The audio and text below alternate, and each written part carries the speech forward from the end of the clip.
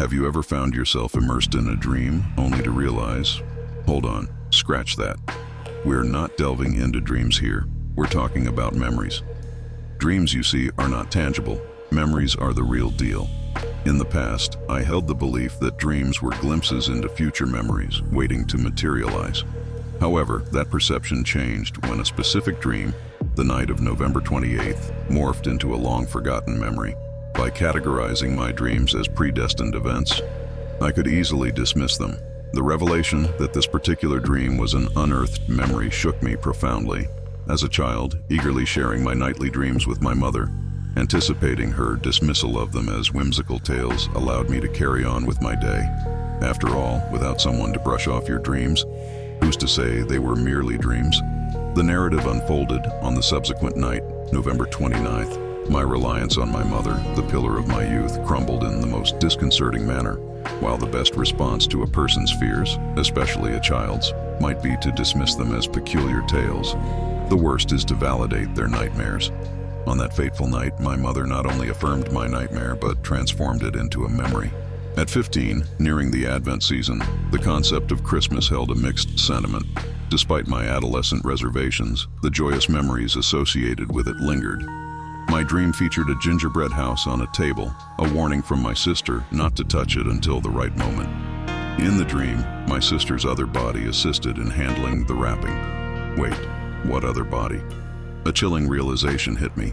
That was the enigma of Christmas, the cold reality.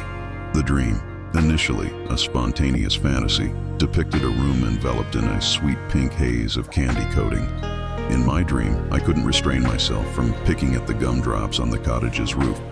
My sister, in the dream, lightly reprimanded me. It didn't hurt, and I didn't mind. Reflecting on the scene, I questioned its authenticity. Had it happened? Perhaps, but not exactly as portrayed. However, something did capture my attention. Beside my sister, a shadow of her stood just over her shoulder. There's no other way to describe it. Another version of my sister, same height and presumably same weight, stood virtually identical in every way. Silent, devoid of individual action, she was a mere shadow. The unsettling realization struck me. She had always been there. Yes, I remember. My sister had always existed in two bodies. Or had she? I couldn't recall the last time I saw the second one. The sensation was dreadful, freezing and unsettling, compelling me to seek reassurance from my mother. "Mom, I had a dream," I began pointedly. Yes, son?" she responded, engrossed in her chores. Another image flashed in my mind. A time when she didn't have to do this alone. We had assistance. I recalled a companion, an old friend who never bestowed a smile upon me, but never frowned either. A constant presence who never engaged in play, but never abandoned me. He was my alter ego. He wasn't a separate entity. He was simply me. I wasn't an I was we. It was a dream about the other bodies. I blurted out, struggling to find the right words. The conflicting realities of my actual memories and lingering perceptions were too tangled to keep hidden. "Are you sure, darling?" Mother responded cautiously, revealing nothing. Tears threatened to surface, but I held them back. I was 15 after all. We didn't show vulnerability. Apologies. Yes, I think so. I concealed my emotions, avoiding her gaze, mine and my sister's. Then came the words that shattered my world. "Oh, Nathan, I didn't think you still remembered them." I couldn't fathom what I was hearing. Were these memories reality? How could that be? Countless years of my early life, shadowed by my little companion. Reflecting on my sister's shadow, I realized I recalled Francie's shadow more vividly than my own. My other body seemed like an afterthought. It made sense. My other self had never been a distinct entity to me. Why would I pay attention to him? He was me. He had never done anything to differentiate himself. Francie, the two of them, I witnessed them together frequently, be it at the breakfast table or in the garden or... No, this couldn't be true. Why couldn't I remember? Why had I suppressed this? Why couldn't I recollect a significant part of my earliest years? Why did no one else know about this? I was convinced that if I had two bodies, at least my friends would be aware. but even I was unaware. I didn't know. Yet, I remembered. What? So you're telling me they were real, Mom?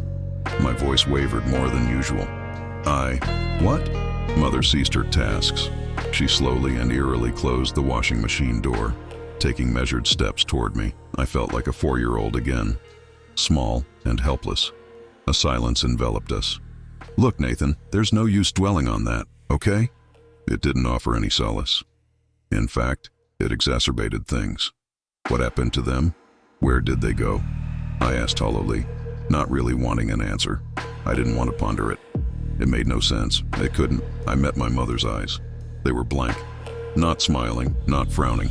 A tight force gripped my sternum, and I exhaled unevenly. Leave, Mom, I shouted in a childish manner, pushing her aside. I clutched the door handle as if it were my lifeline in a dark, deep, swirling blue ocean. The coldness enveloped me as I yanked the door open, bolting into the garden. My eyes frantically searched for an end to my memories. A rope I had long discarded. But when and why? Where had they gone? When were they even there? Why did no one know? Why did no one tell me? Where? I gasped. Where was I? Suddenly I couldn't breathe. A guttural, gurgling noise escaped my throat, resembling what I imagine a dying rooster might sound like. I felt it leaving me, or rather, its absence. There was no other, there were only two of me, and I had been taken away from myself. For what reason, I didn't know, and I couldn't possibly care. No conceivable reason in the world justified inflicting this pain on me. To make me forget my other half? A looming shadow caught my eye from the side of the garage, sending a chill down my spine. There had always been a thin gap behind the garage, a place my sister and I used to crawl into to retrieve lost balls, toys, and other things. But now, tears welled, and I felt like I was about to vomit. Francie, I howled. Help me. Where are you? I glanced back into the kitchen. Nothing was there. Even my mother was gone. The lights had gone out. Surely she would never have left me like this. Not now. I was certain there was a reason for everything. I just had to find it. Pushing through hedge branches, spitting seeds, and wading through an unpleasant odor, I hurled myself forward, around the gap, driven by impatience as if pulled by an invisible force of germination. Turning the corner, I faced the darkness at the end of the tunnel, a thin strip of moss, dirt, and blackness, and a couple of bags, big, long bags. Bile rose in my throat, and I vomited on the ground. My vision started to gray slightly, triggered by my intense physical reaction to the sight. Suddenly, one of the bags, the one closest to me, began to move. Whatever was inside tried to shake itself free of its fabric confinement. Panic and tears overwhelmed me. I attempted to turn around and run, but the confined space tightened around me. To make matters worse, the light in the garage flickered on, and someone stared at me. It was my father. His expression neither smiled nor frowned, but his eyes seemed to have endured 1,000 roller coasters. I screamed. The bag was unzipped and fell away, revealing a cold, decayed hand on my t-shirt. Blib, I managed, but I pulled me towards him until we were almost hugging. I glimpsed my other body's face, barely recognizable as it decomposed, covered in bugs. The ribcage displayed hanging flabs of my former flesh. I felt on the verge of blacking out at the sight of my other body's fate. If I rewind my mind to that unholy, surreal night,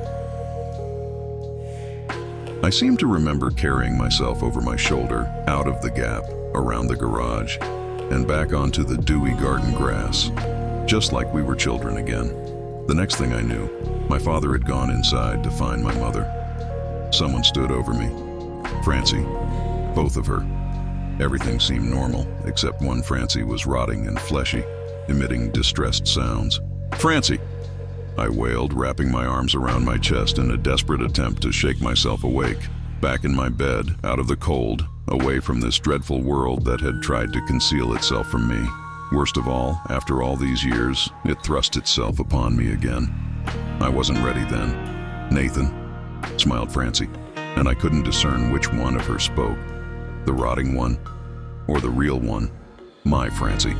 It was only then that I looked to my side and saw my other body, decayed within an inch of my life, lying on the grass next to me in solidarity.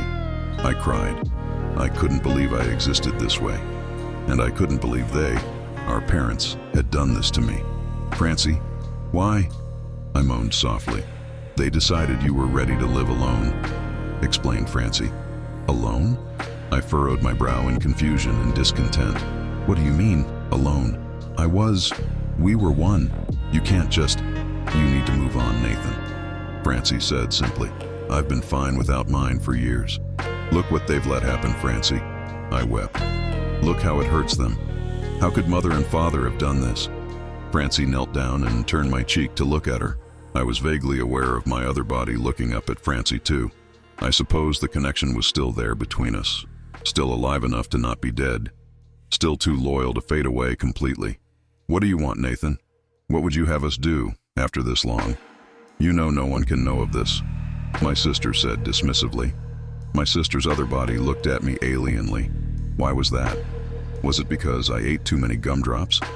They were only supposed to be an external store for us, Nathan. Francie droned. Already my hearing was tuning out. Her voice was an oral blur to me now. Extra teeth, hair grafts, organ transplants. God forbid we need them. But you needed him too much, Nathan. They had to take him away. It wasn't healthy. I couldn't stop sobbing. The next moment my eyes bugged out. I felt my neck's flesh being torn out by my other mouth. Somewhere between those moments I stopped feeling my neck fall to pieces in the molar mush and started tasting the awful blood. It has been 15 years since that night. I haven't seen Francie in at least 7.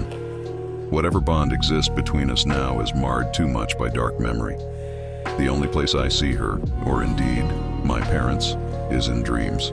So perhaps I will see them again, if only I could once again come to understand my night visions as thoughts of what may be.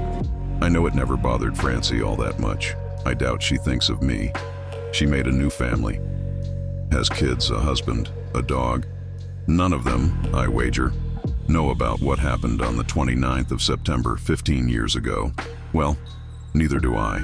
After all, I am just a reanimation, a false person kept behind a garage for months on end while I rotted out my last organic similitude. I only tell you this now in the hope that when you're fully grown, once I release you from that tank, you will remember what it felt like to be we.